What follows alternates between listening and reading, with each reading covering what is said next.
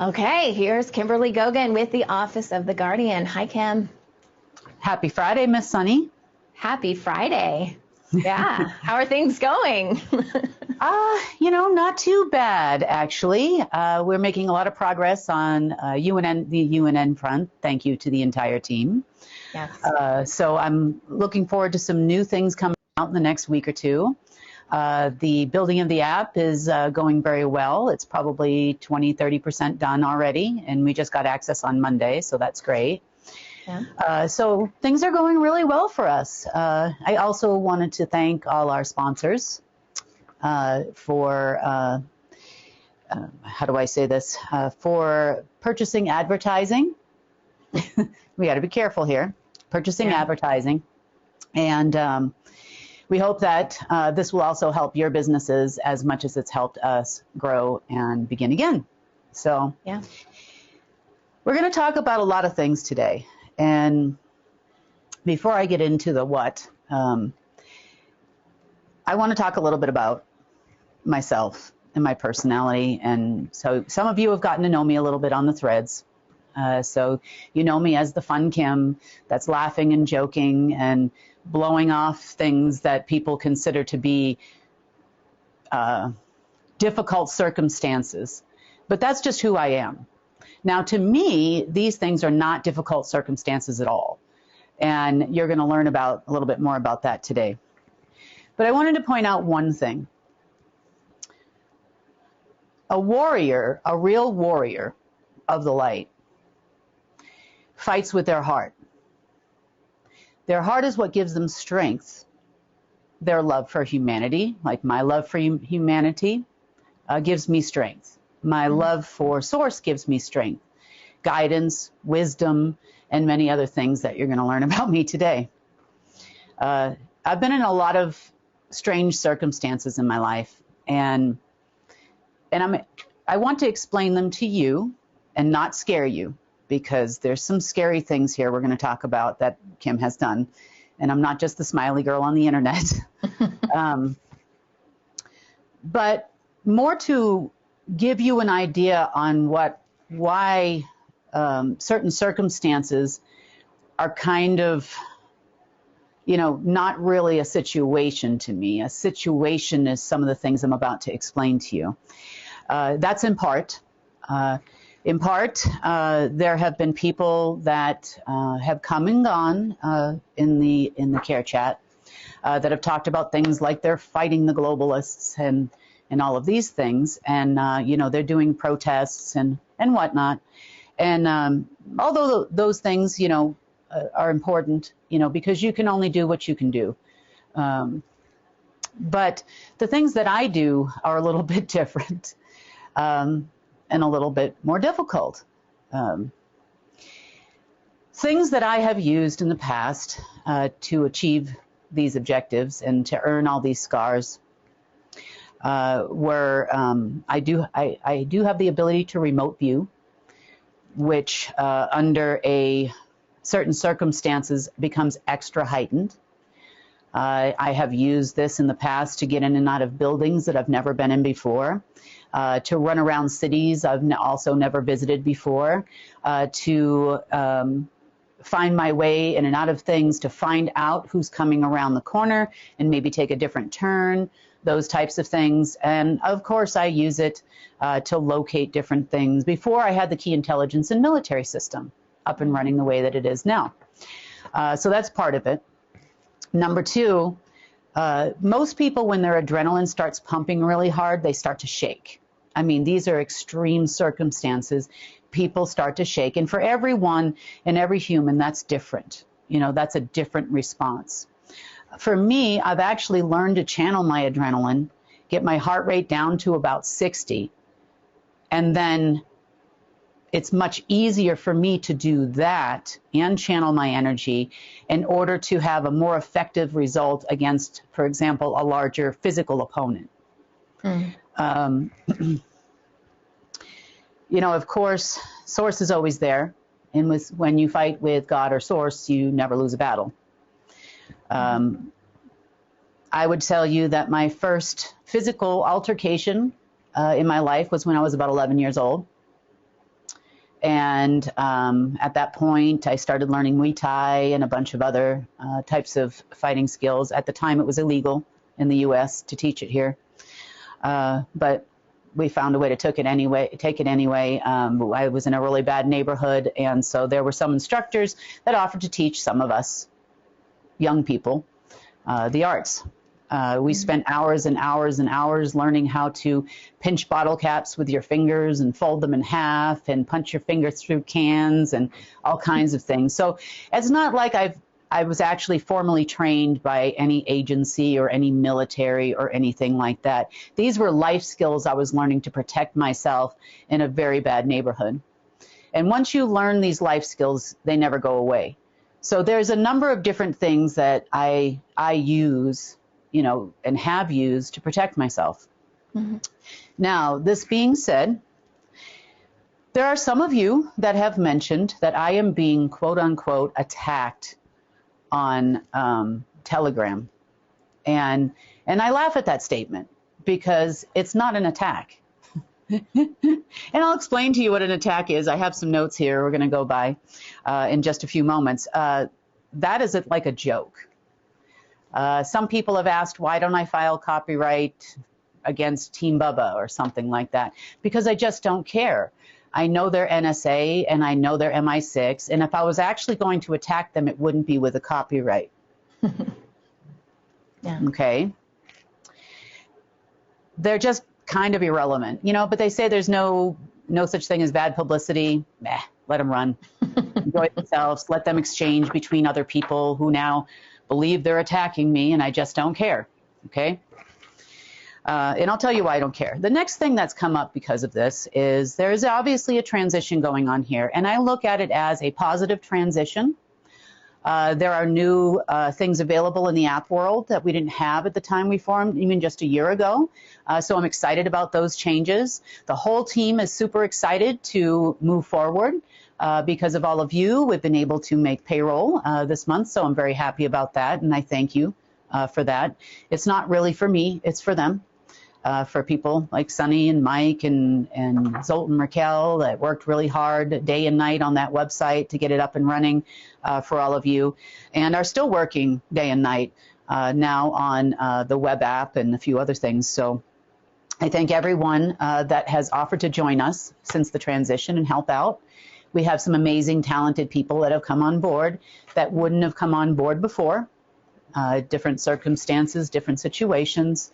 And, some of these people had conflicts with other people that are no longer with us. So I'm happy to see that. But, I kept hearing it over and over and over again. There was a call yesterday from Langley 5 to the local people to see if I'm homeless yet, or, where do I bank, or do I have any money, or those types of things. And they were promptly told to, in a nice way, you can go away. We're not answering you. Good. Okay? Yeah. And that's a positive thing. But I need them to understand who they're dealing with and why they're having such a difficult time. So this is in part for them as well. They've thrown me, in the last week or two, they have thrown me attempted handler after attempted handler, people I haven't talked to in years, agency people, all kinds of stuff. And they're having, no one, number one, I'm not buying what they're selling. If I did, it would be for entertainment purposes only. It's not because I think, I'm going to fall prey to someone they throw at me. And the caliber of people they're throwing at me right now are, I could run over like a freight train. In part, it's because not of formal training. Okay, I want to make that very clear. Number one, it's a skill set. There is a skill set here. And number two, I have dealt with all these people from all these different countries before. And sometimes I have tripped up and made mistakes, and sometimes I haven't. But I learned something from everyone that comes forward. Mm-hmm. I'm not arrogant in any way. I'm very humble when I meet these people and talk to these people. And each one of them, despite their best efforts, failed at an attempt to handle me. However, I learned valuable things from these people, and for the most part, and not to be mean to these agency people, but I kept them around long enough till I can learn all I needed to learn, and then that was it. Yeah. And so I'm going to give you both the positive sides, positive side to people I have met, and the negative side to people I have met, and how things ended between me and them, for one reason or another. So that being said, I also need to make a statement about something else, in case people are unclear. The Global Intelligence Agency has been around for thousands of years. It was originally intended to protect and provide security for the elite and the non-humans while they are present here on Earth. And by non-humans, I mean the ones from the lower astral that came here during the Dark Ages. That was their job, whether it was to feed them or, find them places to be, those types of things. That was the job of the Global Intelligence Agency for eons. Mm-hmm. Now, the name the Global Intelligence Agency officially came to be in the 1940s, right about the time World War II ended. That was when it officially was registered as the name the Global Intelligence Agency. You might also know these people as portrayed in movies as the Men in Black. Yeah. You would know them sometimes as the secret space program operatives we talk about. By all different shapes and forms, meaning cyber life, from cybersecurity to physical security to a number of different things. You would also know these people sometimes in the past as the Order of the Black Sun. You could also call them Solomon's Demons. That's who these people were. Now, I took it over in 2012. Why did I take it over and what happened here?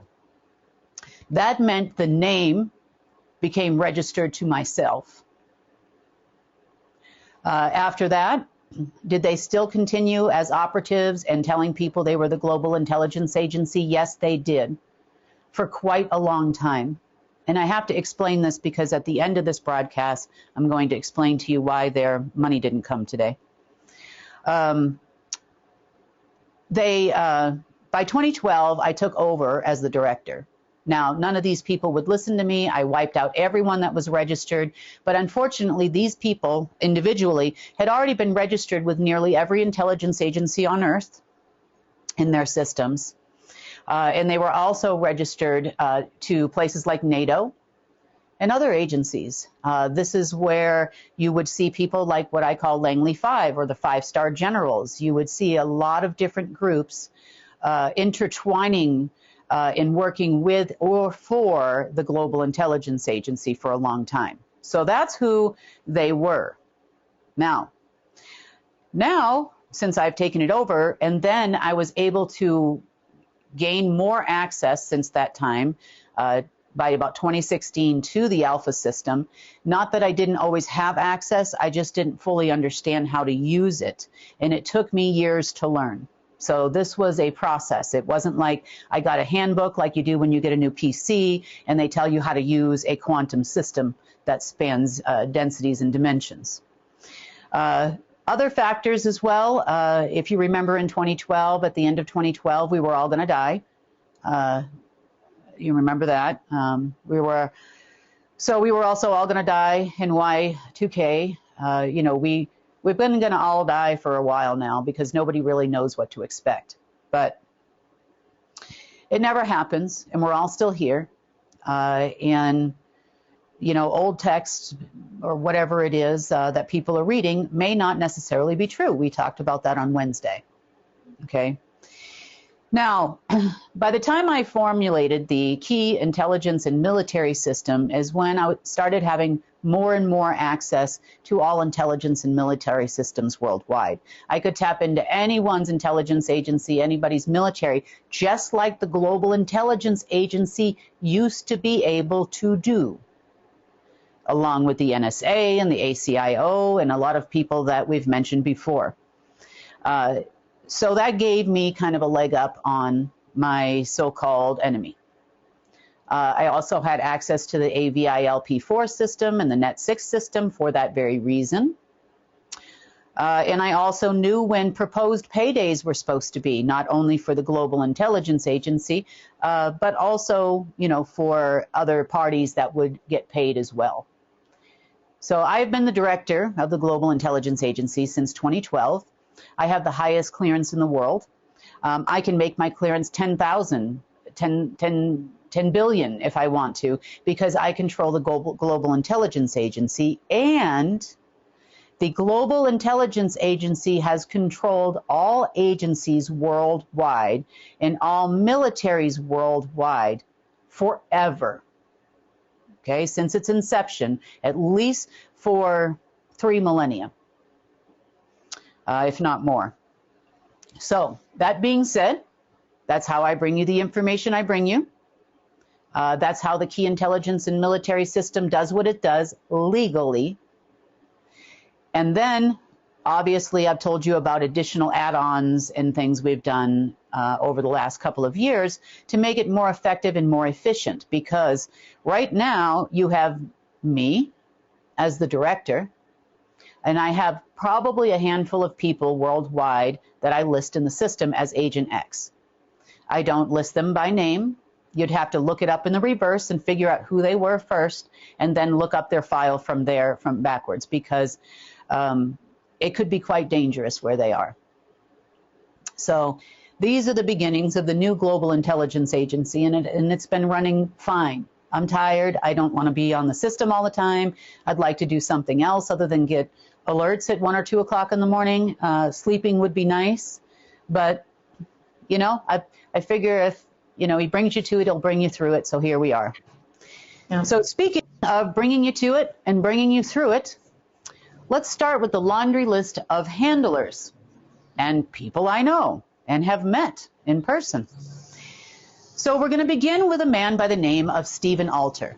Okay, Stephen Alter, this is obviously an old passport. I haven't talked to him in a long time. I don't even know if he's still alive.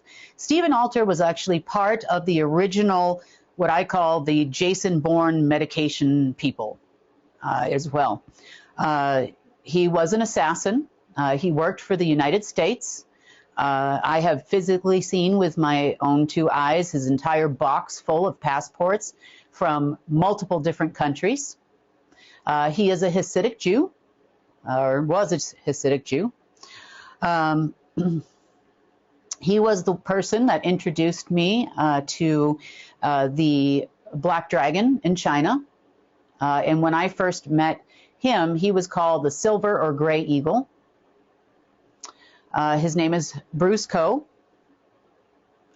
He also had been on the phone with me and taught me a lot about how they use black magic.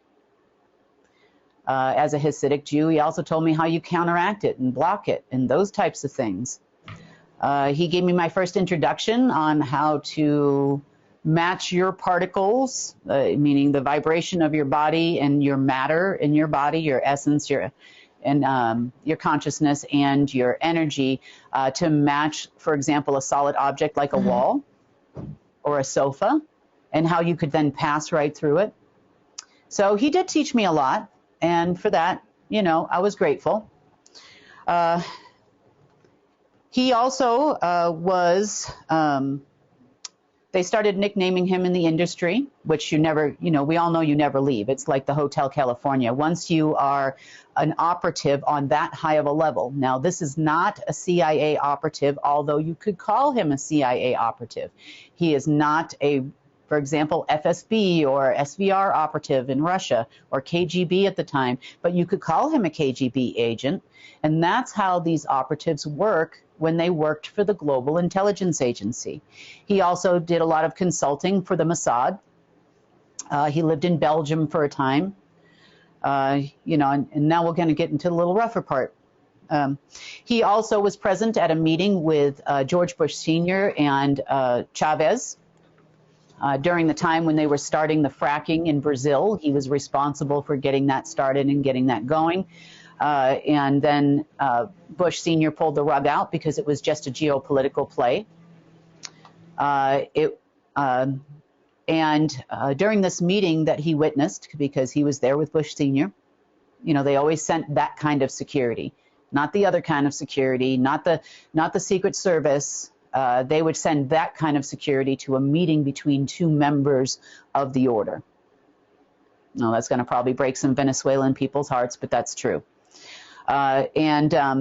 During this meeting, it got very heated, and this actually, this meeting actually is what ended up with Chavez and Bush getting into a fight, to the point where Chavez had actually pulled a gun on George Bush Sr. And he was sitting right there when it happened. Wow.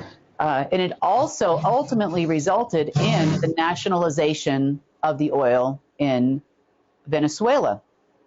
So what you're seeing happen today in Venezuela is an attempt to reverse that out with the generals of the Order of the Black Sun. You could also have called them in the past Global Intelligence Agency generals, being the benefactors of all the oil in Venezuela.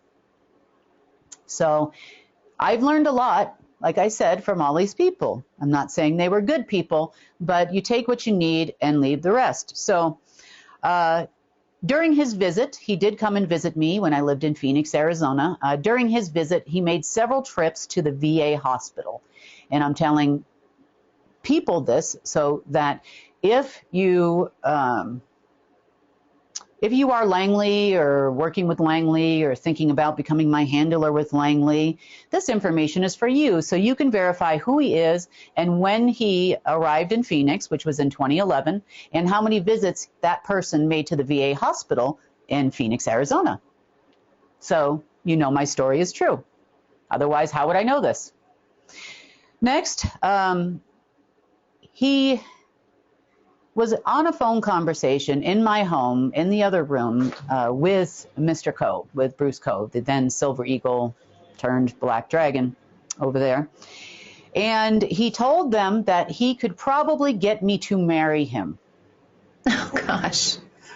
Mm-hmm. You know, and I'm in the other room going, no, I don't even like you, really, you know. I mean, I didn't. I couldn't stand him. I tolerated him because he was teaching me a lot of things I needed to know, which did come in handy later on down the road. But he broke, let's just say, my last button when he asked me then, that following day, you know, and I said, absolutely not. He asked you to marry him. And that's what you're saying. He asked you to marry him the next day.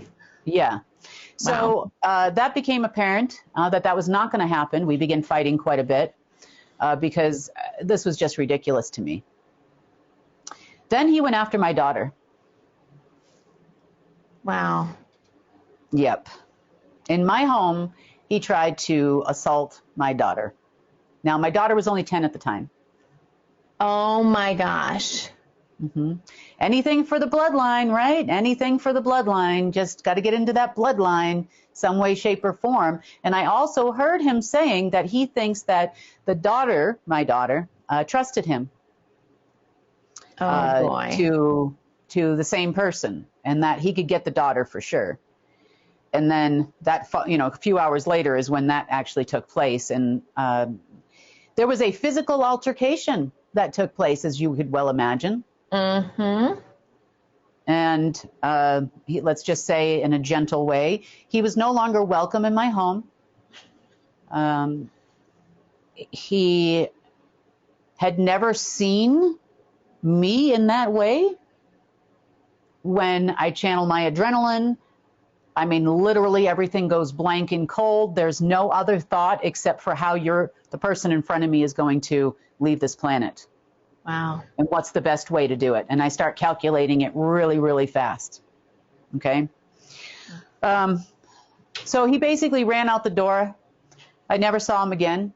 He made a few other attempts to contact me, and that was the end of that. So this happened in 2011. Prior to that, we have a picture I posted on Telegram.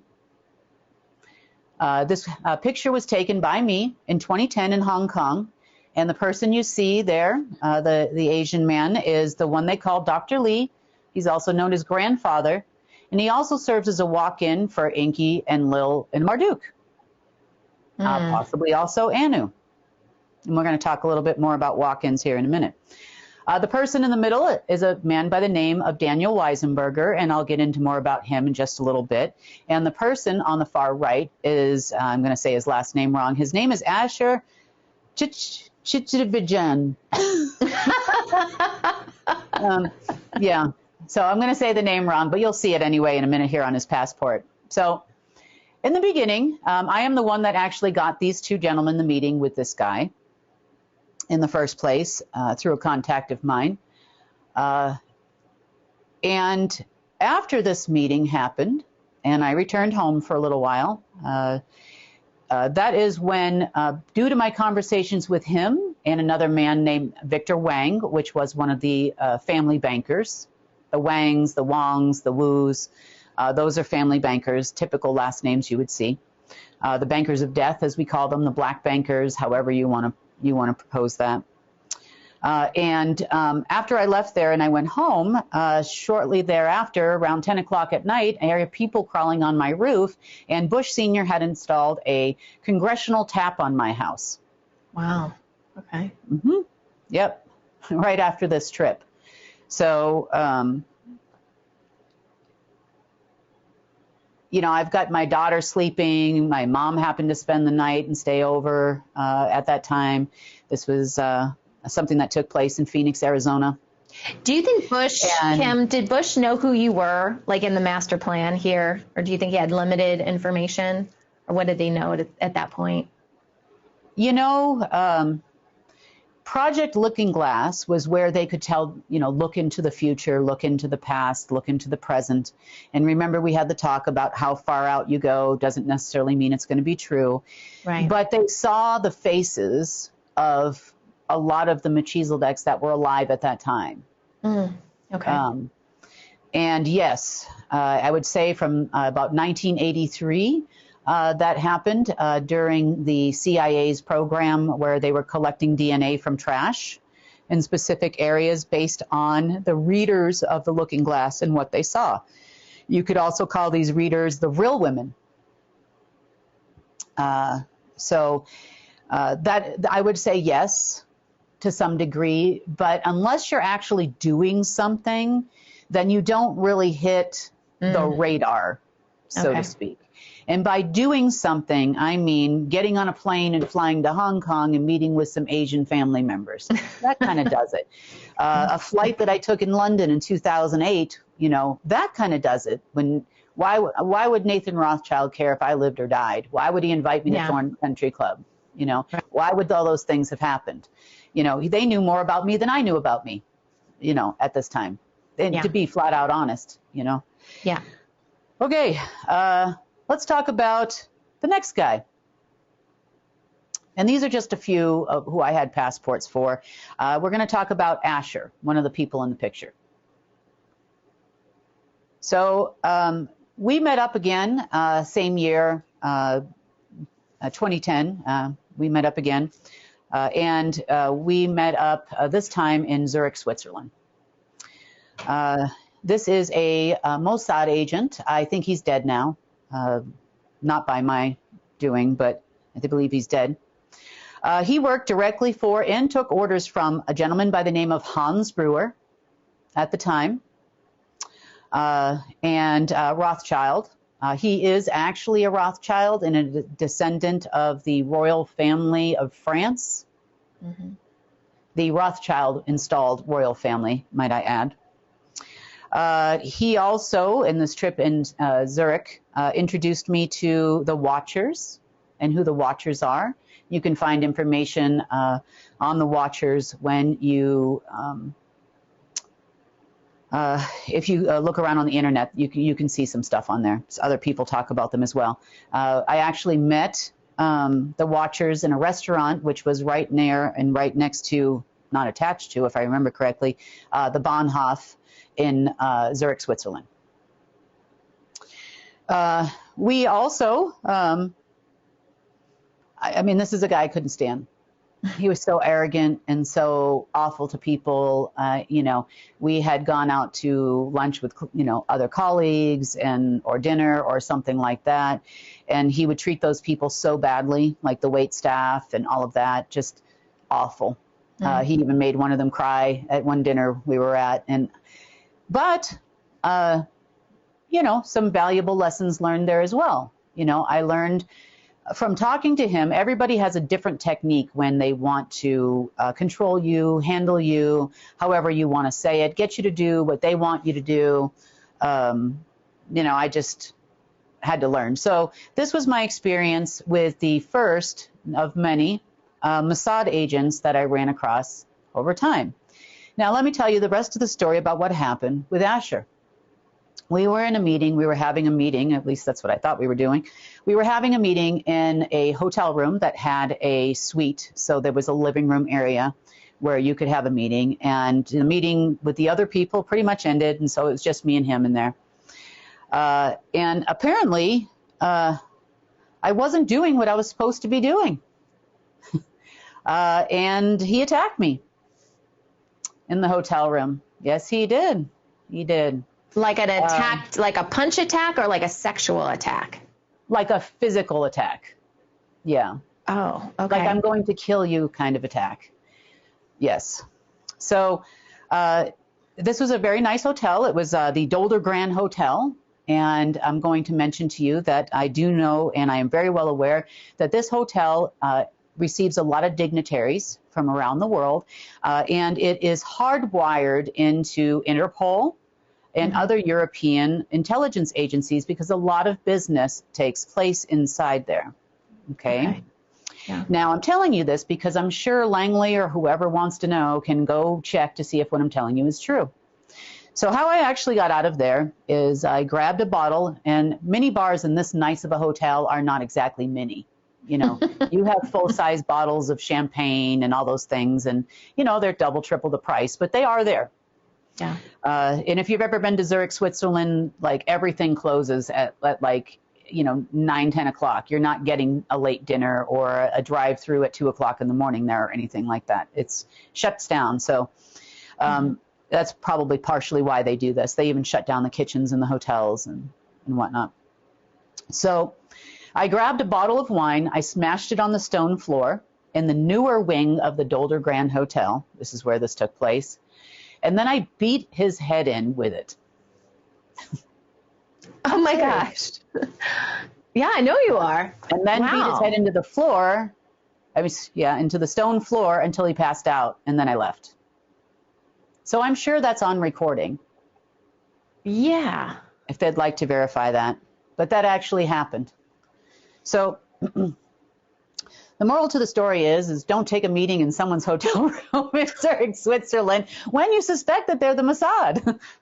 Oh my God. But the good news is you can get out in this way. Needless to say, I packed up my stuff, left the hotel, went someplace else, and then I left Zurich and went, I believe, to Frankfurt or so the next day. But these are all things that actually took place. Okay, so sorry, Sunny, if I scared you. You did not know. I'm glad you can take care of yourself. But it's just, that's kind of a traumatic thing to go through. That's kind of what I was thinking is like, my gosh. There are things that happen in life that teach you lessons. And that's what I call it. I'm not one of those people that hangs on. I believe that fear is a useless emotion. It never stopped or started anything, but it will stop you from doing things and moving forward, in your life.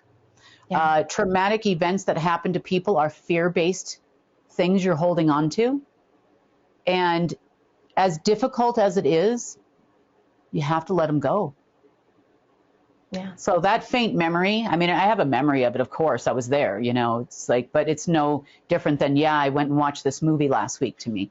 It doesn't have an emotional root at all, because there's many other events like this. I'm just pointing out a few people that have come and gone in my life just to tell you a story and paint you a picture. So anyway, the next time you feel the need to defend me on Telegram, although it's very nice of you, It's Just think about honestly the not broken necessary. And just think about that. Put that picture in your brain of Kim doing all of this stuff. And there's more. We got more for you. But put that picture in your head and just realize that someone trying to make a video of me or something is just so stupid. And if I did want to attack some of these people, trust me, it wouldn't be on Telegram where I can just go, take that. Let me make a video of your fat self. You know, that wouldn't be it. You would never even see me coming. Mm-hmm. Okay, let's talk about the next person, Daniel Weisenberger. Okay.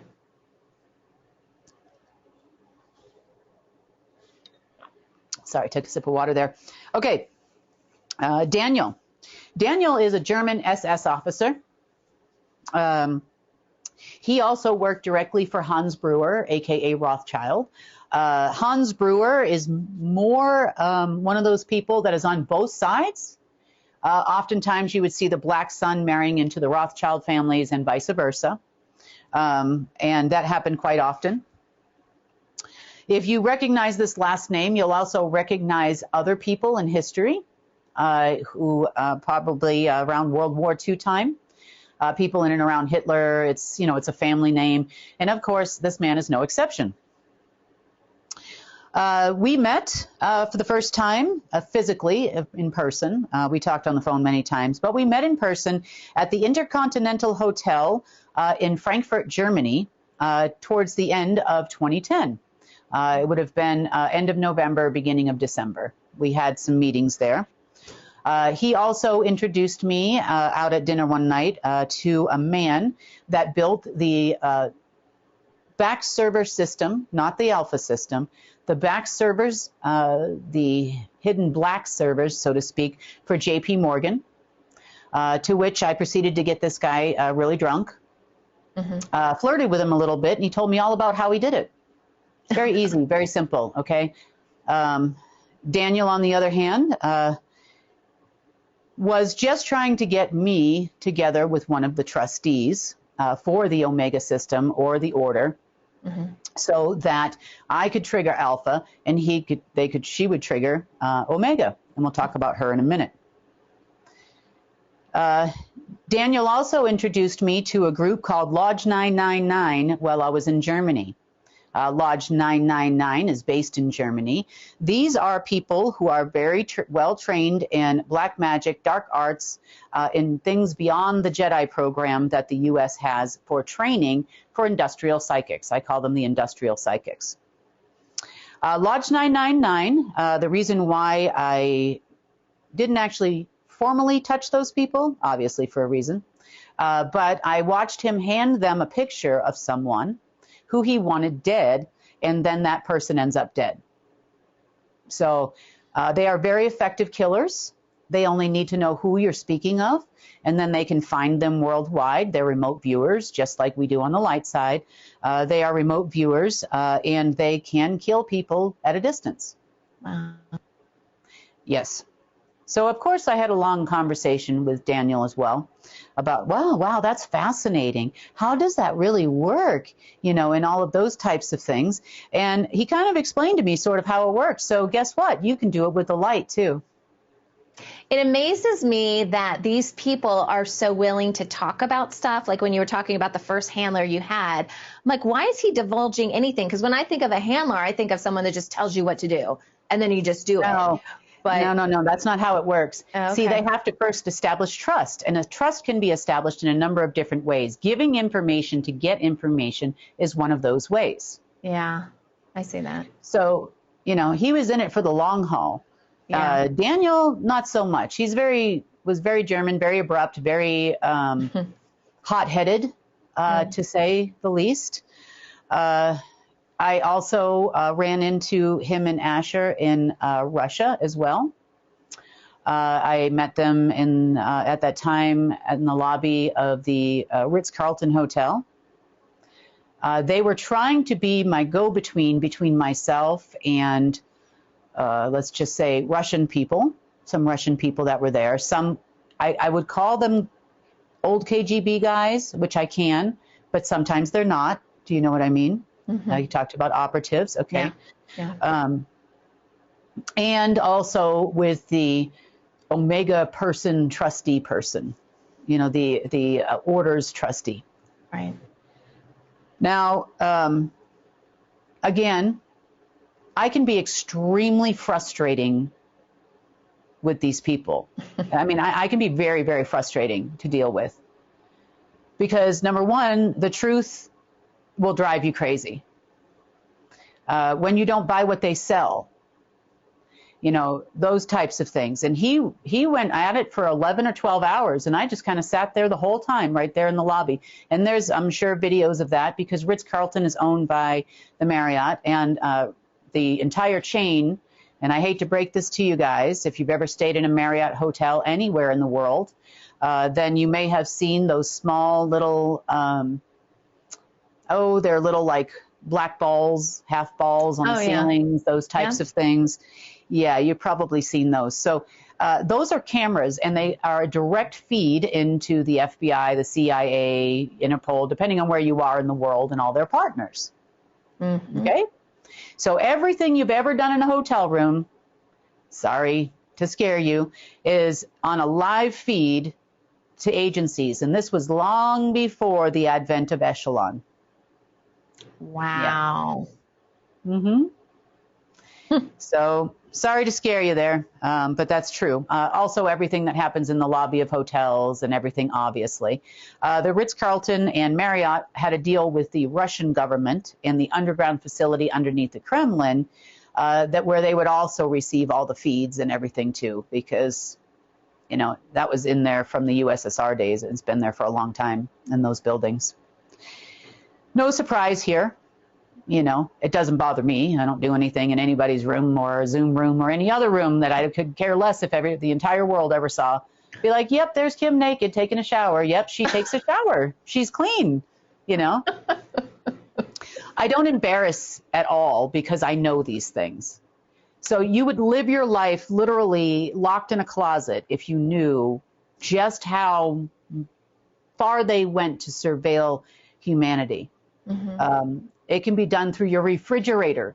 It can be done through your smart dryer. It can be done through your television set.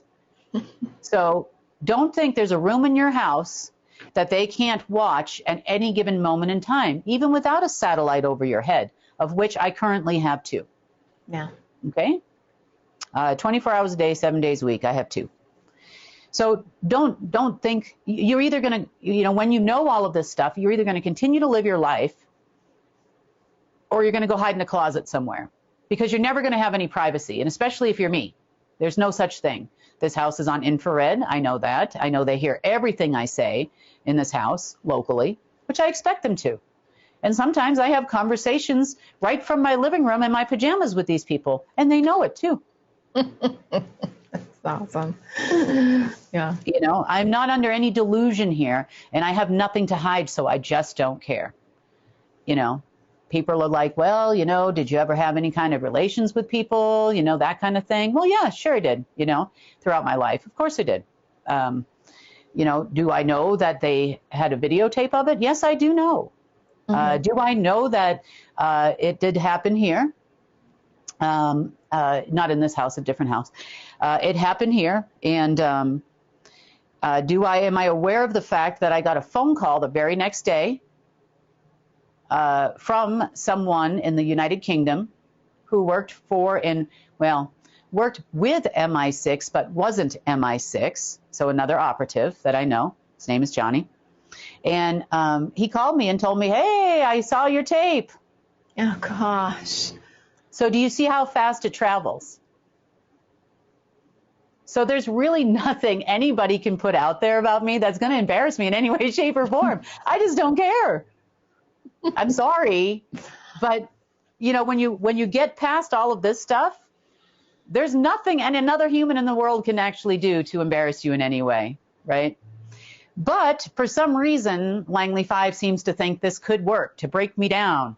Yeah. Yeah. Okay. Sure can. So by the end of 10, I would say probably about 11 hours or so, maybe 12 even, of hours of going back and forth with these people in the middle, in comes some people from the Russian government at the time. This was probably 10 o'clock at night, something like that. And Daniel here was demanding to see Putin. He would like to meet Putin immediately.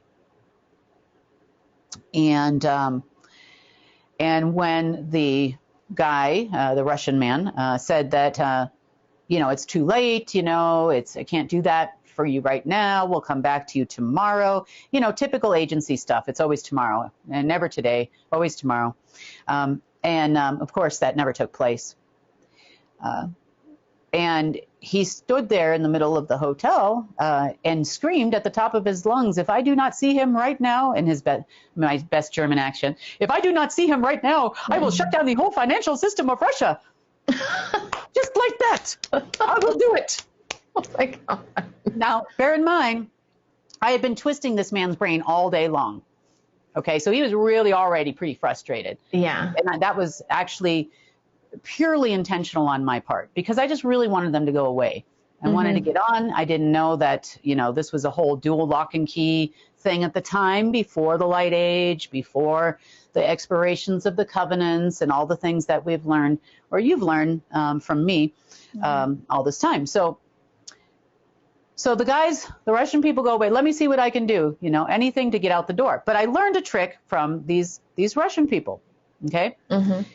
What they would do is they would carry multiple cell phones on their person at all times. And if you wanted to get out of a situation, what you would do is you would have your other phone number kind of like on the ready and the one in your pocket. And so you would hit the button, and then your other phone would start to ring, and you'd pull out a tissue, pretend like, you're blowing your nose, you were getting a tissue out of your pocket. Oh, this is Jesus Christ calling me. I have to go take this. I'll be back. And then you put the phone up to your ear and you walk out and you start talking, right? Yeah. Oh, thank you, sir, for calling me. Oh, you want to walk on water again? Okay. I'll get the camera. I'll be right there, But the point is that that's a pretty cool trick, right? Yeah. I watched him do it when he was doing this thing with Daniel. He was frustrated. Hey, I get away from them too. And I was like, that's brilliant. So me being me, I'm like, well, I'm going to go down and get myself a throwaway cell phone down the street here, tomorrow morning, first thing. Yes, I am. I'm like, I'm going to do that. Like that is. So I learned something, from the experience of watching him running around. He's like 6'5", and he's running around like a crazy person in the lobby of the hotel. So I'm just sitting there and I'm drinking a coffee and I'm watching this all happen. Then finally he sits down and he starts getting in my face and starts yelling at me. Now that was a bad idea. I had already dealt with him for 11 to 12 hours. I mean, I literally got into this person's face because now my adrenaline's being channeled. Remember what happens to Kim. This is what happens. That's the way my body naturally starts to go now. And I got right in his face and I screamed at the top of my lungs and I said, I am done, and I am done. And then I started pushing him. There was a physical altercation that happened in the hotel room that night. As I understand it, they packed up all their things. Him and the other guy packed up their things, and they spent the night in the German embassy until they could get a flight out. So, good riddance. At least he laughed. At least he eventually laughed, and you didn't have to break out another bottle. No,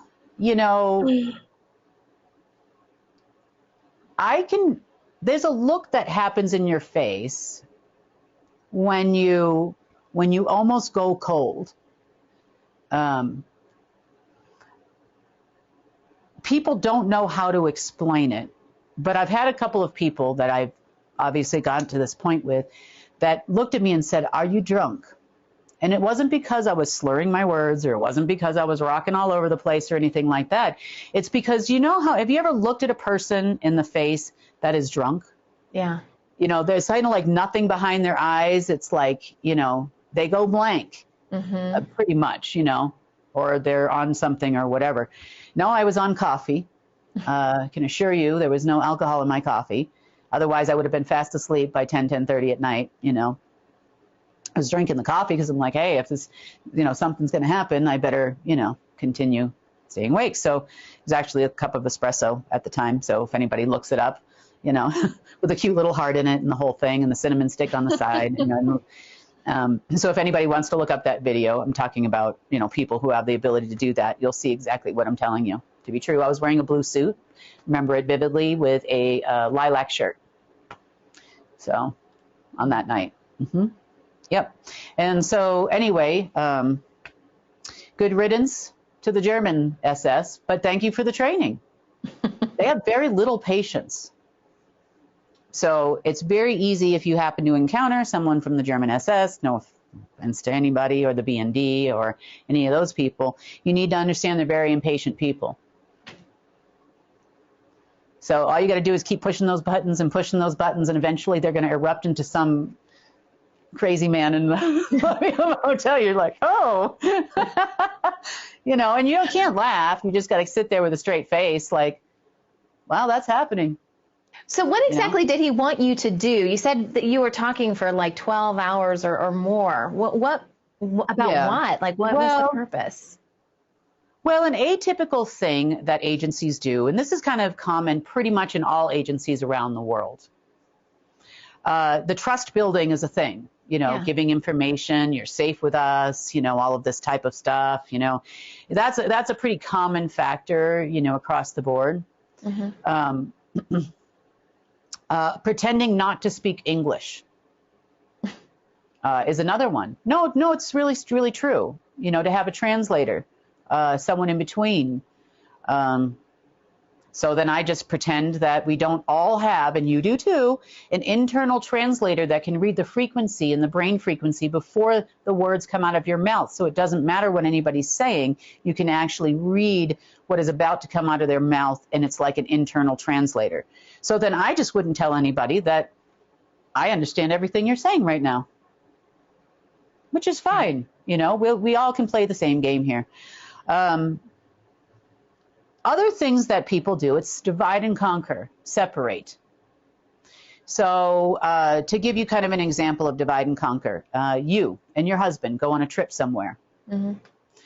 Your husband goes down to get some ice and maybe stumbles around for a little while looking for an ice maker in the hotel.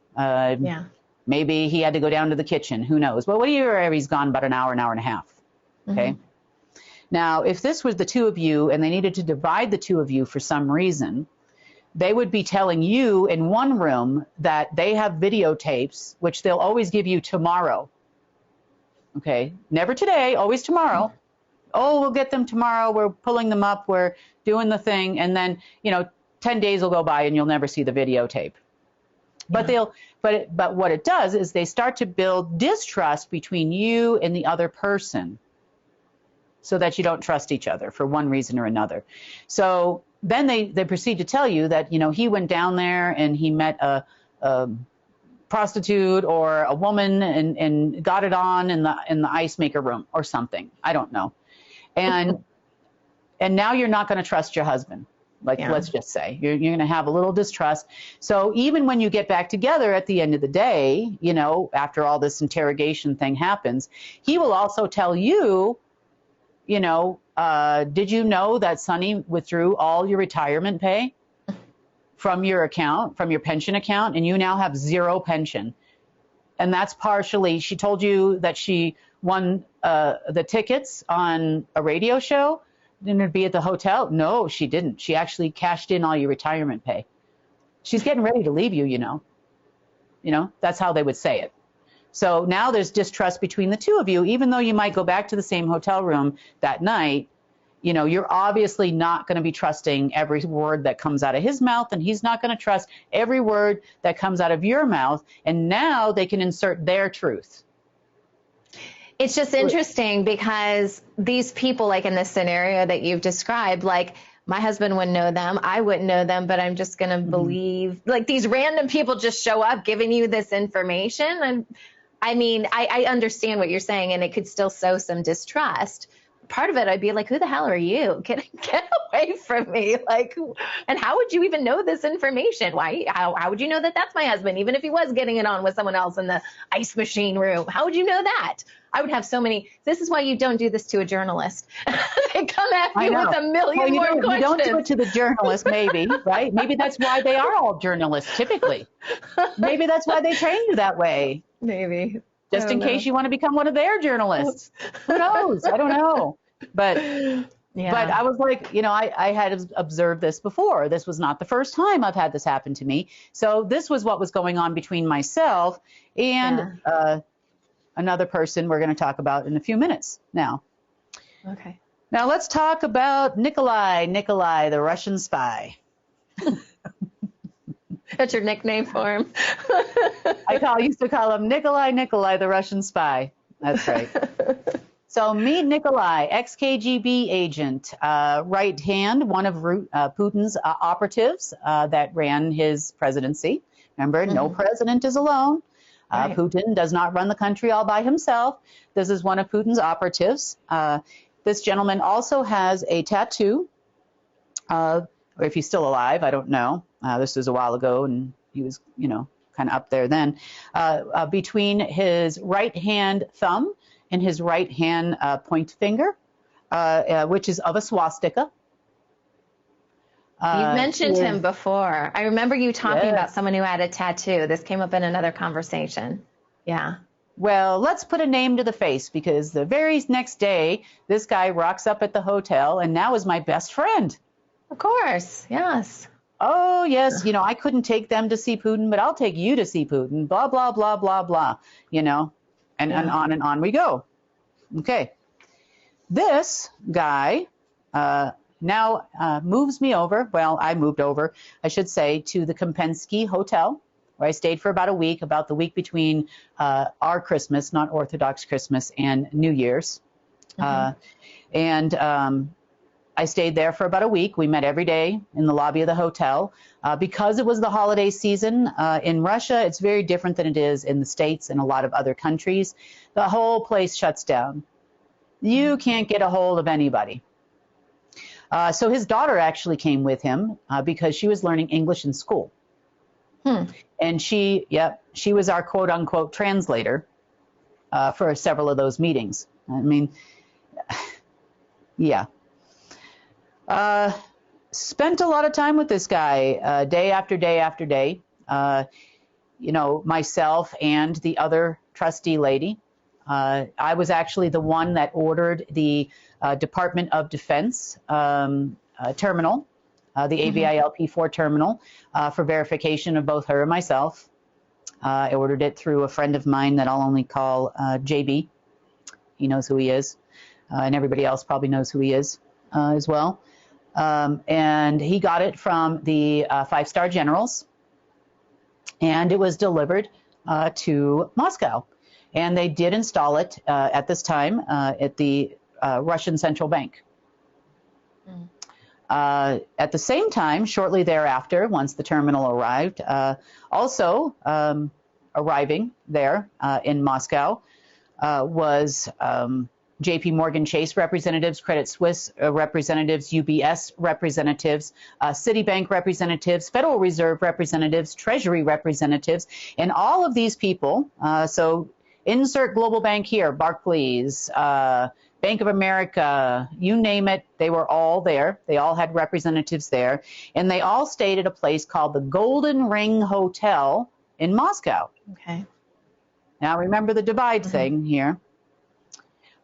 We were, myself, by this point in time, which was, I was at the Kempinski Hotel for maybe a week. I actually have pictures I took out the window of it snowing in St. Basil's Cathedral. So the name of the game and the reason why we were there is because I, as the principal of the Alpha system, her as the Omega trustee, so it would have been me transferring to her, then out to all these people, and they all came in like vultures. I also met one of the other 5-star generals in the lobby of the Marriott Grand Hotel while I was there. His name was Lav Philip. and he worked at the Berlin office of the Department of Defense. Yes, the U.S. Department of Defense has a Berlin office. That was actually the security for the financial system. It is the reason why you'll often see, if you happen to work in a central bank or you have worked with the government of any country, then you'll know, you would have saw this is protected by Treasury of USA, which is the Order of the Black Sun, a corporation and not part of the government in any way. It's a corporation. Mm-hmm. Okay. I also have letters that I want to show you about that too. Okay, so this went on for months, you know, and he just couldn't get me there. You know, so once you start to learn the KGB personality, the ex-KGB personality, and you start to learn their mannerisms, that's why you spend so much time with these people. Like, why don't you just shoot them in the head and leave? Well, you can't really do that, because how are you supposed to learn how they all work unless you spend time with these people? And was that your goal, Kim, at this time, was just to learn as much as you can? Because that's a long time to spend. How long were you away? 6 months. Wow. Okay. Yeah, I was there for 6 months this time. He also went to the hotel lobby desk, because remember, he's an agency guy, and confiscated my passport.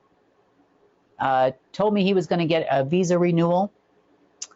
Yeah, that didn't happen. I ended up having to go to the U.S. Embassy to get a visa to leave, because he eventually gave me back my passport at the beginning of March.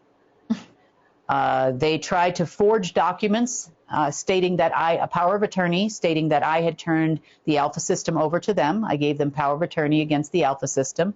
Yes, they did. I am aware of that. That was also on behalf of Putin as well. Also, it was the same time that Marduk, Enki, and Enlil arrived in Russia and started having direct talks with Putin on what he was supposed to do. And they were supposed to give me, allegedly, $2 million, and that I was to come back in 6 months. And this would have been in January when all of this took place, this event when I was supposed to get this $2 million. I didn't end up leaving till about the 4th of April. Maybe it was the 5th local time, and I arrived back, or something like that. It's quite a long flight. And at the time, I thought I was really going to get this money. They told me I had to come back in 6 months. And the reason why is because in the middle of 2011 is when the trust, or you could call it the Alpha system, never-ending flowing of money and allocation numbers, agreement with the Federal Reserve had expired. Yeah, in 2011. So then there would be no more obligation, but he was told firmly to wait until that date. I never got the money. Nikolai, the Russian spy, took it. Nikolai, the Russian spy, also came into my hotel room one night. Not one night, but one day. This is not the nefarious here. And came in to give me some quote-unquote information. And he looks at me, and I had just gotten back from the gym and the whole thing, because I would go to the gym every morning in the hotel. And he holds me, my face, and he goes, "You're so cute." So he had these fingers and those fingers. Now there's a point to this. Right up underneath my chin, and then 2 fingers right here on my face, the 2 thumbs on my face, going, "You're so cute." And I didn't think anything of it. I'm like, why all of a sudden am I so cute, I mean, of course, you're always pleasant and that type of thing to deal with. Well, within about 24 hours, I literally started urinating blood. Oh, my God. I got really, really sick. So I learned this trick also from Mr. Nikolai. What they do is they put one chemical on one hand and one chemical on the other hand. Never let the 2 hands touch while you have that chemical on your hand. Usually there's some kind of a little, like you would see it as like, if you ever taken Elmer's glue, you put it on your finger and then it makes your fingerprint in there and all that. Well, they have much thinner versions of that you can spray on latex or whatever it is. And all he had to do was mix those two chemicals, and he didn't get sick. I got sick. Wow. Yep. So I had to go to the pharmacy, and I obviously wasn't going to call a doctor at this point. They probably would have killed me. So I went to the pharmacy. I got ridiculous, copious amounts of vitamin C, a number of other things that I could pick up that were over the counter there at the time. And I managed to get myself back into shape. It took a couple of days, probably at least 48 hours before I was even feeling a little bit better, and probably a few weeks, if not longer, until I was 100%. What do you think the goal of that was? Why would he do that? Because they had already gotten what they thought was the power of attorney.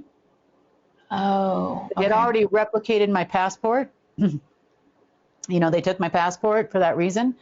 They probably created some kind of a Russian Kim, which is funny to me for many reasons, but and thought that they could just continue on and nobody would be none the wiser. And then if I just drop dead in the hotel room, yeah, then she becomes me.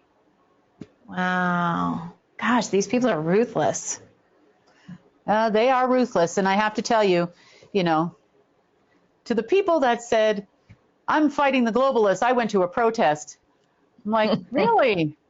I had to not die in a hotel room. How about you? All right, so now let's talk about, and I'm just going to briefly touch on this woman. Her name is Sharon Thorne Rodcheron Nystrom. Okay. And I don't know if she's still alive. She was quite old at the time. She was a Thailand citizen. She spent a lot of time in Japan with various Japanese alleged Rothschild-installed emperors and whatnot. She spent a lot of time in Europe. Her husband was Swedish, hence the name Nystrom, hyphenated. She was a trustee for the Omega system. Remember, 3 keys to get out, 2 keys to get in. So technically, there needed to be a second trustee of the Omega system, and at that time, that was Putin. I didn't know that either.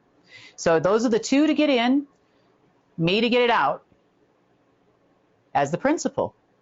How does one become a trustee, Kim? We know your story, but like for her, like was she from a bloodline or like how do they do that? Yeah, bloodline, probably, definitely.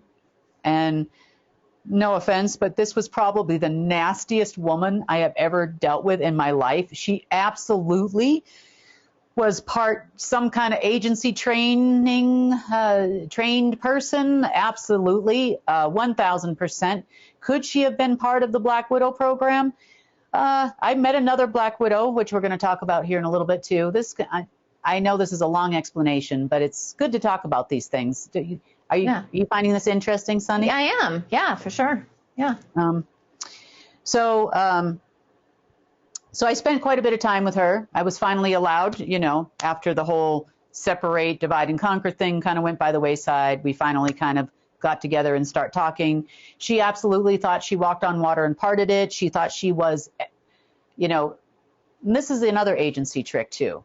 Well, we looked up your bloodline or whatever, and you are the chosen one. Did you know that? You are Ra incarnate. You are Jesus Christ. Number 87. Ding, ding. You are Mother Mary. You are this. You are that. And you are special. And this woman fell for that hook, line, and sinker. The Russian trick worked on her because she literally thought she owned the world. Wow. She went from I'm the trustee and signatory and, kind of just a normal person. I just want to get a little bit of money for myself and my family and my kids to, I own the Federal Reserve. I don't have a good Asian accent. I own the Federal Reserve. I own it. Oh my God. I own the United States. I own you. Wow. Yeah, because Listen, America, I own you.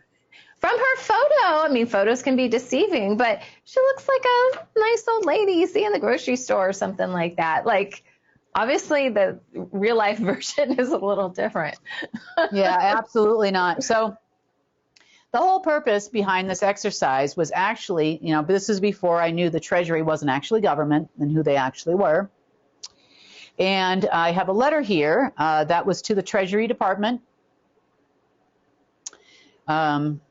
that we'll pull up here. And I just cut off the top of it just so that you can see. It obviously talks about the fact that, corporation this and government that. And we were trying to, or I was trying to, repair the economy of the U.S.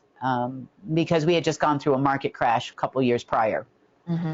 So that was the purpose of this exercise when I ran into the crazy lady and thought that I could make that actually work. And I really wasn't concerned about, I didn't know anything about Black Suns. I knew about the Rothschild family. I knew about the Illuminati because I had already been to London previously. Mm-hmm. Yeah. So you can see, the whole intention here was always to try to do the right thing, not only by this country, but by all countries. I never intended to do anything wrong. I was just trying to, if I had to do it with this lady, then great, fine. Mm-hmm. Let's just get it fixed, get the job done. Yeah. I no longer feel this way. Right. I just thought I'd let you know. I no longer feel this way about this person if she's still alive. I no longer feel this way about the government. I no longer feel this way about Langley 5 generals and we'll work with everybody and sing Kumbaya like Tom Melville wants to tell everybody. But I don't. I don't have those feelings. There's no feelings involved here for many different reasons. Hilariously so. Also had some dealings with someone who's by name, but now you're going to know by face. Let's put him up here. Let's talk about Bring him on down. Come on down. Mr. Lee. You're the next contestant on. The Black Sun is wrong. Here you are. Here's Mr. Lee, the dry cleaner that passed away last year. Yeah. Mr. Lee hid in plain sight, but when I met him, he wasn't there. He was over in Asia. Okay.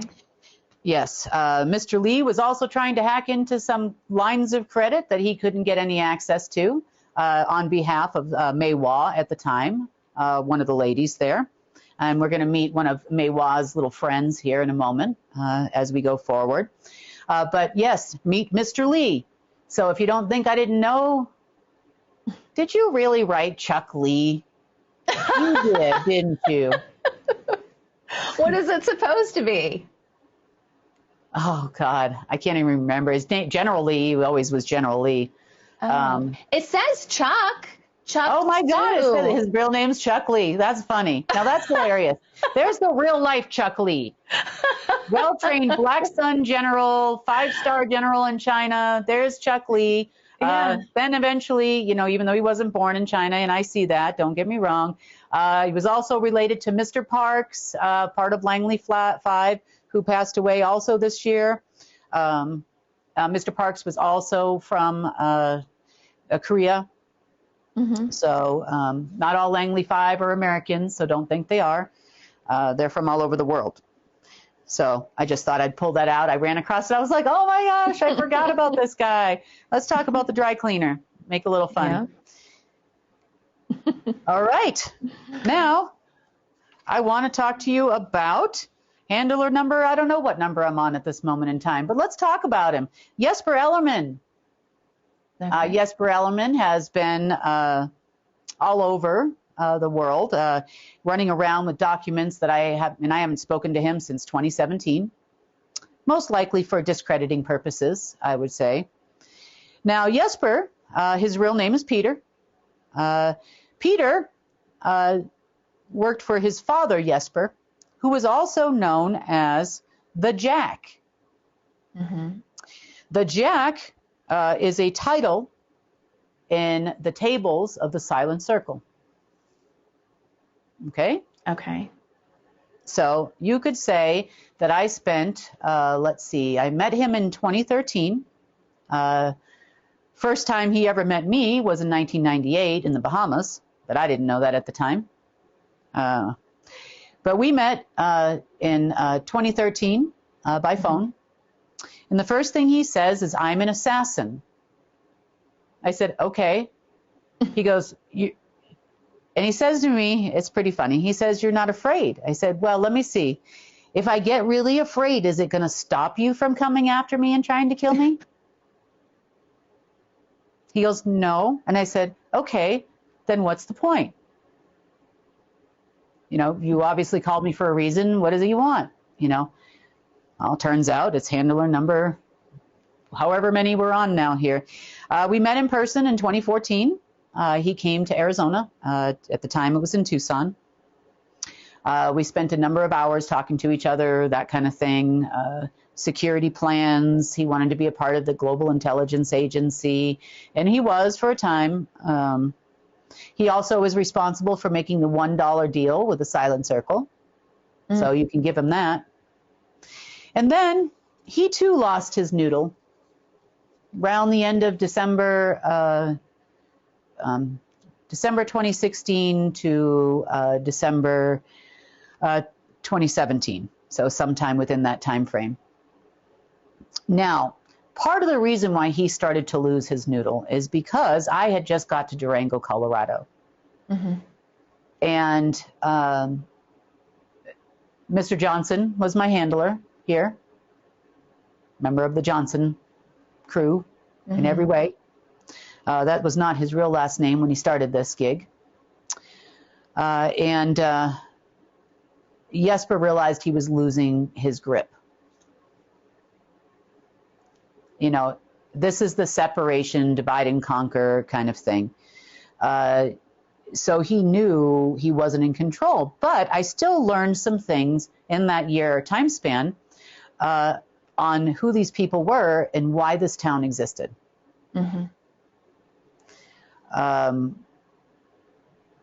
Jesper would say some things like, "Your people are my people. You need to tell," you know, and he named it by first name. I'll leave that out. "You need to tell him that." And so I told him that. I said, "Well, Jesper says his people are your people." He goes, "Well, we don't have any of those people there," and, you know, that type of thing here. And I said, "Well, I don't know. He says your people are his people." Now, I had no idea that they were all part of the Order of the Black Sun at the time. A term like that came along about a year or so later. But I kept all of these things in the back of my mind, you know, as I moved forward, all the things that Jesper had taught me about. Jesper and I made another second trip in 2015 over to Russia together. You know, we stayed at various Airbnbs around the city. We're there for probably about 3 weeks. That was the time when I met Marduk. He did not go to that. You know, yeah, it was an experience and a half, that's for sure. But yes, they had been there since I was there the last time. So 5 years later, you know, 4 years later, whatever it was, they were still there. So Jesper had a lot of connections around the world. He had connections with the Hells Angels, Colombian Mafia, IRA, Russian mafias groups, because there's plural, the Yakuza, the Triads, you name it, he had those connections. As you know, all these different groups are just different sides of the Order of the Black Sun. So that was that story. There's a lot I could tell you about that in between, but probably for another day because we've been going for quite a while now. So let's talk about China's Black Widow program and the first time I learned about that. That would have been in about 2013. And here is Miss Sim Sin Yi. Miss Sim Sin Yi worked for the head of the organization. Madam Wu was her name. She also called them the Sisters, the Seven Sisters, not to be confused with the Seven Sister Oil Companies, but there were seven sisters that predominantly ran it and inbred people from all over Asia for the program. So I'm having conversations with this lady about potentially funding China. Okay, the government, whatnot, projects. There was a a deep sea port they wanted to build and a few other things. And I was like, okay, that sounds great. Let's do that. And I didn't know until what a real Black Widow was until her husband called me one day. He got my phone number, I guess, and said that she has lost her mind.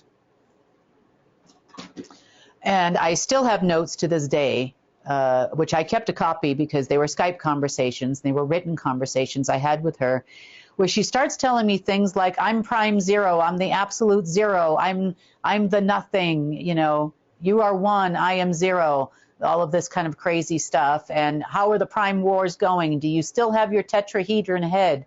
Do you know what that means now? We all do. We all had that. And that kind of stuff. And that was because Omega, and it says, I'm using the yellow channel right now. We now know what the yellow was. It was a plane between the plane of existence that existed for the Asian families. We now know what that would mean if you were talking to somebody and they had an issue and an interruption in the yellow plane of existence at any given moment, which could be done with or without a computer system. I'm using this channel to contact you, that type of thing. That's because they have implants in their head from Omega at the time. Wow. That's right. All the family members did. You remember me talking to you about the structure underneath Washington, D.C., and also the one under the Kremlin and the one in China, where the Bronze Temple is, and all of those types of things. So I learned a lot also from the crazy Black Widow lady.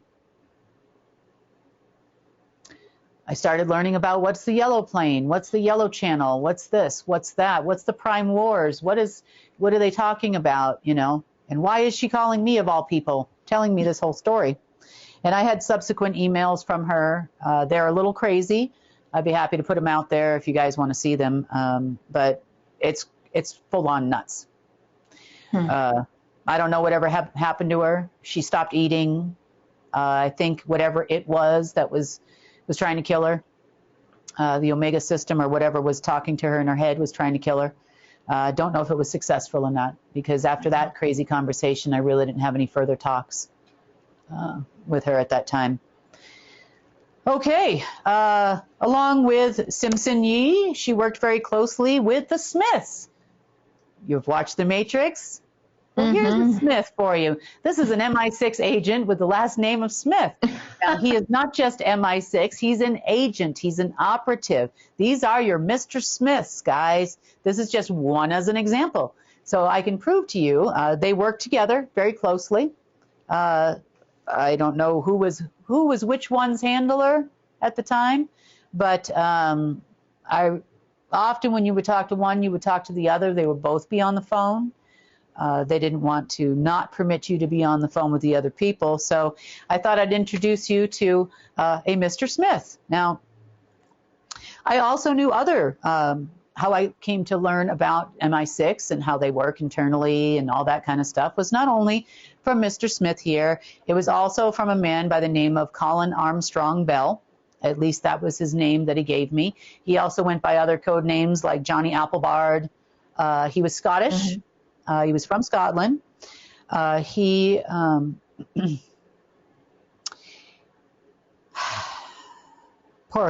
Colin. The MI6 often hires people from bloodlines as well. So chances are you could be as dumb as a box of rocks and work for the MI6 because your daddy did. Yeah. And, Colin was one of my first MI6 guys that I met. And I was like, oh, dear. Now, you got to remember, I had already talked to the Russians. I got the Jack's son over here. I had the CIA people over there. I've already dealt with all these different groups of people. So you learn their little techniques and things that they do. And they're not all the same, by the way. They're all very different, depending on where they were trained or cross-trained. Used to be everybody would go to Israel for training. At one point in time, it didn't matter if you were an operative, not, kind of down here. So you can kind of recognize people from, different levels and stuff. But I was like, oh dear. When I met the MI6, I'm like, You know, I even got into an argument. Somebody from MI6 reached out to me. I think it was 2 days ago, like during the kerfuffle. You know, they want to slap you around, think you care. Yeah. You know, Lord Brian or something. I don't know. I don't even know who these people are. He's like, oh, I thought you'd be dead by now. I said, nope, not dead. You know, I said, no such luck. And then he started talking kind of crazy, telling me about money I transferred to Commerce Bank. And I told him I never transferred money to Commerce Bank, ever. Never. And I said, I don't know who you are. Who are you? And of course, I got no answer. Well, that's all I had to say. Goodbye. I said, you know what? MI6 should stop hiring inbreds. Because really, you know, it's been a couple centuries of that happening, and you really need to start rethinking that program, because it just didn't get any better. I thought maybe it was just, this Colin guy's really just not that bright. Maybe that's what it was, you know. But then you start getting other ones, and they're all about the same. Yeah. So those stories and movies about James Bond being MI6, that is a lie. I can tell you that is a lie. You never saw any good-looking, dashing men that wanted to sweep you off your feet. There are all these people that just missing something in the head. It's not well, you know, y'all know the series is fake. Like, nobody pulls out a gun and then has a long-term conversation with somebody. If you're going to pull it out, you shoot it immediately. Do not delay. You'll be dead if you do. Everybody knows that. You know, nobody just... You know, well, let's have a chat. Let me light a cigarette and talk about it for a while. Like, that doesn't happen, you know, in real life. Okay. All right. Let's talk a little bit about, and I'm going to give you this for a reason. Let's talk about locally here. We don't have a picture of this guy, and probably also, you know, if I did, it probably disappeared off my computer and everything else. Mr. Johnson, I'm just going to call him Mr. Johnson. It is not the Speaker of the House, I can tell you that. Highly trained, worked directly for the Langley Five Generals, as I had stated recently. During the news we did with Tom. And let's talk about all this person taught me. So every day for 2.5 years at 8 a.m., pretty much sharp, we would have a meeting. Every single day for 2.5 years. I learned how the programs worked underneath Langley, the high-level programs. I also learned about Dulce. I also learned about Silverton from this guy. I learned how all umbrella corporation operatives on that level are trained. I learned about facilities where they do organ replacements and 3D printing and have for a long, long time underneath Guantanamo Bay. It was how I learned that Guantanamo Bay was a health spa, a med spa for elites, and elite operatives. So people going there to, you know, sit and rot in jail is baloney. They probably just need a heart repair or another body part or something like that. I mean, I learned a tremendous amount. And then, of course, the interactions you have are priceless. You know, the lies, how they lie, how they manipulate, how they divide and conquer is a little bit different on that level. That's a pretty high level operative. So the way things they would do, some of the transfers I had done to Trump, they definitely stopped the meeting from happening several times here in town. I know that for sure. Turned the plane around, right around in midair, those types of things. And it was because they had to maintain the illusion that the Order of the Black Sun was the one that was funding everybody, because they were preparing themselves for a full takeover of the world. And to take things away from the Khazarian Mafia. Now, they liked me from the standpoint that I was taking out the Khazarian Mafia and Rothschild and a bunch of other people and their control systems and their Fed systems. And I had the power to do those things by creating new VTNs, which is kind of like a VPN on steroids, new internet protocols, the intelligence systems, monetary systems, and all of that. Well, we had gotten to a lot of fights. It started going really far downhill by about March 30th of 2019, really far downhill. There's only so much bologna that you can take in before you just can't take it anymore. Yeah. And he rocks up, it was like midnight one night, he rocks up and starts to feed me the biggest line of bologna I have ever heard. And maybe I was just tired, or maybe I was just sick of it. And I let him have it. I let this man have it. And it was about everything he had said for 2.5 years to me that I knew was a lie. And I just kept going, rattling them off, one after the other, after the other, after the other, for hours. Mm-hmm. And of course, he would tell lies to me about other people in the room as well, so that were in the room that night.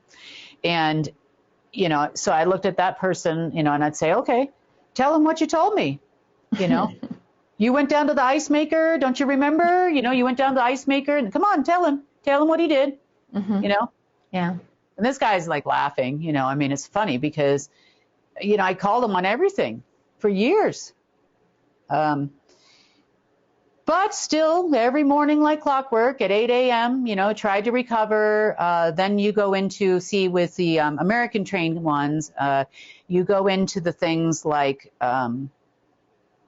trying to beat the person down because they obviously got a little too overexcited with themselves. So now you must beat them down until the only thing they can do is believe you. Mm-hmm. So it would Americans start with a flirt, typically, that's how they play, and then you go from the flirting part to the, if you don't buy it, then you go from there to the threatening part. Let me scare the crap out of her, so she'll do what we want her to do. And if the threatening part doesn't work, then they're going to beat you down so you'll accept one of the two. Like physically, you're talking about? Well, they start emotionally first, It's an emotional thing, really, because physical harm makes people angrier. Mm-hmm. When you're trying to manipulate them to do something, you're not trying to kill them, you're trying to manipulate them to do something. Yeah. So physical harm makes people angrier, and they will come to hate you. Okay? So they could do other things like poison you, which happened twice since I've been here. Okay? They can poison you, break you down so you feel ill, you can't move, you don't want to do anything, that kind of thing. You become a little docile, obviously, when you're sick. You want to sleep all day or whatever it is. And other things they do with women is very atypical. So with a female, they will, like, here's an example of one thing. I had to renew my passport while I was here. And, I went down to Walgreens like everybody does here in America, or somewhere to get your passport pictures taken, the whole thing, normal stuff. And the picture didn't look that bad, so I get the passport back finally. And I'm looking at it, I'm like, what did you do with the picture? Like, this is the picture. And the guy says to me, well, you kind of look like a bulldog, so we thought we'd make you look more like a bulldog so you didn't come up on facial recognition. I'm like, but facial recognition is done by bone structure. And he goes, well, does it really matter? I go, well, does my passport work? Can I fly to the country with it? And he said, well, yeah, you can. And I said, okay, that's all I care about. But they kept driving home the fact that, you're ugly, you're this, you're that. And that's just a thing, it's part of the beating down process. So that's why, when you're sitting in a car with one of these agents, you just laugh it off, you got to laugh it off. And so what Timo Bubba does is a joke. That's a joke. No, they're a joke. This guy could literally have reached across the car and choked me in the car. So Bubba, you guys go with your bad self, hair tumors and all, you do it, but I learned a tremendous amount, since I've been here. We also had an incident where I was living in a duplex, and the duplex was behind a large commercial building. I won't say which one it is because there's not that many of this kind here. And it was behind a large commercial building where a part of the building was like an open lobby. Mm-hmm. And one day, this actually Thomas Williams was there. One day, we were actually sitting out in the front, of the house, kind of talking. He was getting in the car or something, and he goes, "We've been in that building. There's no second floor over there." And I said, "No, there's no second floor." He goes, "There's a lady up there staring at me." And so I walked over. I'm like, "Well, yeah, there is a lady up there staring." I'm like, so I go into the building again, the next day or whatever, and I'm like, "There's no second, there's a box though." And this is a terrible story. So I tell Mr. Johnson the story about, there's a lady up there. And so apparently they had gotten this lady, allegedly, because remember, 99% baloney, but I did see the lady. Yeah. That part's true. I can tell you that. And so apparently this lady was, they look for a certain profile. First of all, allegedly, I could barely see her through the windows and whatnot in the building, but allegedly they tell me that she was very beautiful. Mm-hmm. She also didn't really have any family. So it was just her. The only people that knew her really were people from work and people from her church. She was pretty much a loner. And she was picked up by allegedly the IRS. And in her words, people wearing elephant masks. That's weird. Yeah. Yep. And they raped her repeatedly and beat her down and kept her for about 2 weeks until they finally gave her an assignment. And they said, "Look, this is going to keep happening to you, and we're going to take you in for tax fraud and all this stuff." And, the average everyday person doesn't know any better. Did I mess up on my taxes? People start thinking. And they said, "But look, we have a way for you to get out of it. You need to go to Durango, Colorado. This is what we're going to do. We will give you MREs, meals ready to eat, in case you don't know that. And you have to take them at specific times of day. And don't take them out of order. Don't eat them out of order. You'll be given X amount of water. You'll be in there for a few weeks. And then by the time, you're done with the last meal, we'll let you out, and then you're free. You can go home." So of course that sounds so weird though. Why would someone do that? It sounds like there's poison in there or something like that. Oh, that's right. There was actually some form of Prozac in there in every single meal, except for the last one, which would have killed her. Okay. Now, her job was to take an unsophisticated device that would have gone undetected, allegedly, and to keep it pointed at my house and attached to a cell phone that went to the Clinton server in Bulgaria. Yes. Yes. And that's her only job, was to get a bug into this area. Now, do I believe that Mr. Johnson was involved in this? I'm going to tell you yes. You know why I think that? Because this is a commercial building that is, let's just say it's probably managed by the city. Yeah. There is no way in God's green earth, because I know I've been in that building several times, and they could tell you what I was wearing, how long I was in there, what I was doing, what I did while I was in there. The whole place is wired. And there's no way someone is going to come in the middle of the night and shut off the security cameras, which is possible. You could shut off security cameras, but long enough to build a box for this lady to sit in and point a thing at my house? Come on now. Why would they need her to do that? Why can't an agency person do that? Because unless the local surveillance people agree. Oh, because I don't know. Oh, okay. She was just a common person, and she wouldn't have no red flags with her.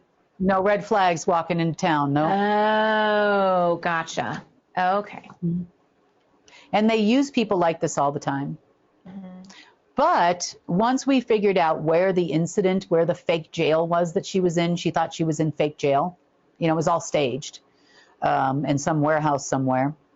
It actually led us to finding a lot of even small children that they had done this to.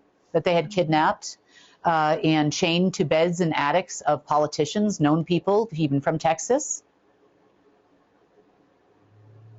About 15 to 1,600 people were found due to this incident. So I'm sorry, you know, what happened to this lady wasn't right, but, and there was a number of things that like that happened.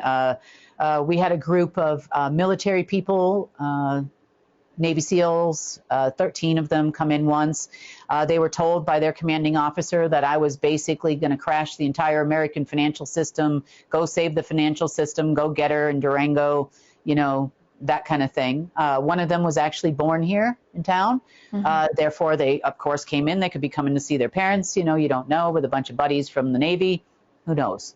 But they were actually sent here to get rid of me, essentially, playing on their patriotism, just like they do with all these other people that, you know, get online and say, I'm the most horrible person in the world, you know, jump right on that bandwagon. And you know who I'm talking about. There's a couple of patriot people that jumped on me recently. And like, I really care. I could care less. But you can kind of see, like, Hillary Clinton put out a $10,000 contract, $10 million contract on my head trying to send people in here. Dick Cheney, at one point in time, had Bush Sr., because this is Black Suntown, Bush Sr. and Dick Cheney and I think that it was just one Bush family house, had houses here in town as well. And they had people occupying those houses. They had underground surveillance facilities underneath those houses as well. So they pretty much knew everything that was going on here at all times. The person that was manning that on behalf of him, the caretaker of the house and all its contents, once tried to grab me, you know, on the street here, was supposed to take me back to that house and then take me somewhere else from there on out.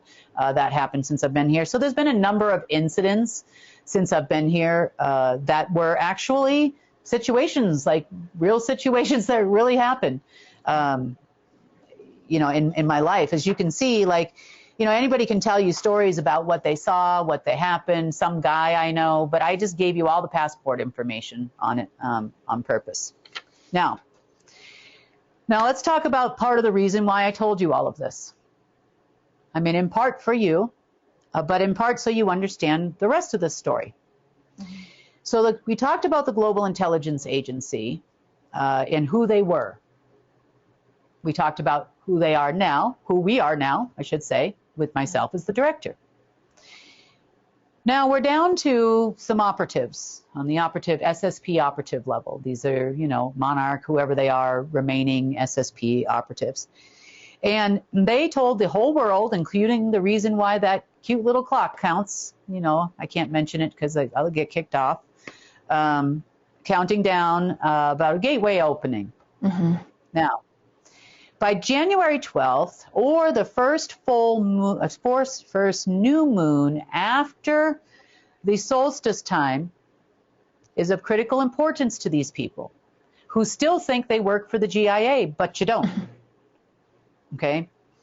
They were under the impression, because they knew lower ranking people got paid around the 15th of January on their level, but they didn't know that this hadn't happened since 2017.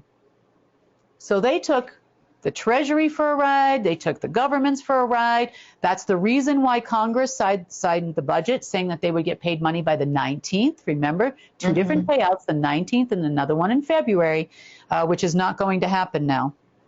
Now, the reason why they were under this impression is that on this day, what would actually take place is that is when the gateway for travel would happen. It was also when a gateway between Alpha system and Omega system used to open when we were in a dark age. We're not there anymore. Next thing is, they don't run the Global Intelligence Agency anymore.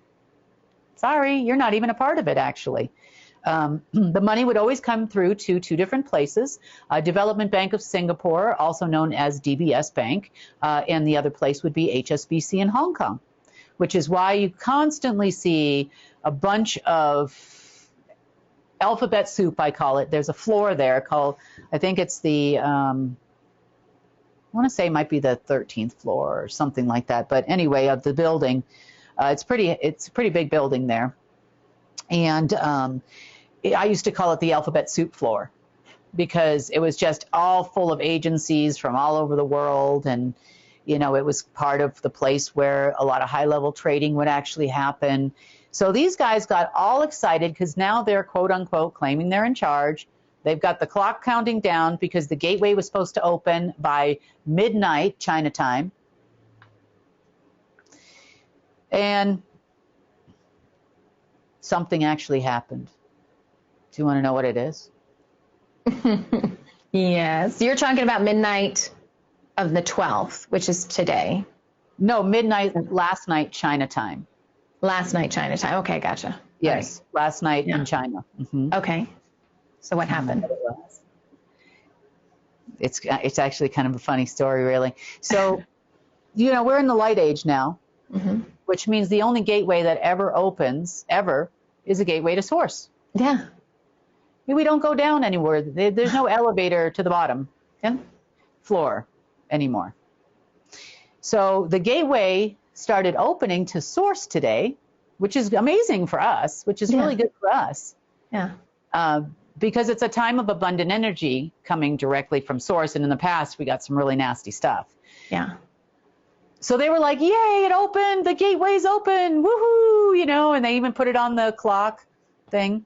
And after about an hour or two goes by, and as it gets further and further, you know, for that direct connection there, they realized it wasn't their gateway. But hey, if you're with the Treasury Department, government, or you're an operative waiting for your money, it'll all work out by 3 o'clock today Eastern Standard Time. Don't worry, we got this. So just another day ending in Y. We'll see what the clock resets to next, you know. But they're not with Global Intelligence Agency. Therefore, they did not get any money. If anything, you know, we just got more stipend on our end of it for the Global Intelligence Agency, which is very few people. And at the exact right time, we'll make it happen. Now, what does that mean? You never present something happening on the same day that they have promised something happening. You just don't. Because then they're going to claim that they did it. Oh, look, that's our gold. Remember the quantum financial system and the global reset is happening and the gold back thing? And we did that. We did that. Everybody needs to follow our orders and instructions. Yeah. You know? Well, why did you end up paying Kimberly Gogan over there? I thought you said she was nothing. Why is that the only one you paid? You know? Yeah. Anyway, but you see the point here. Yeah. So it's going to get a little rough probably this afternoon, you know, by the time this airs to you. Takes a little longer to upload on Rumble and YouTube than it did on the app.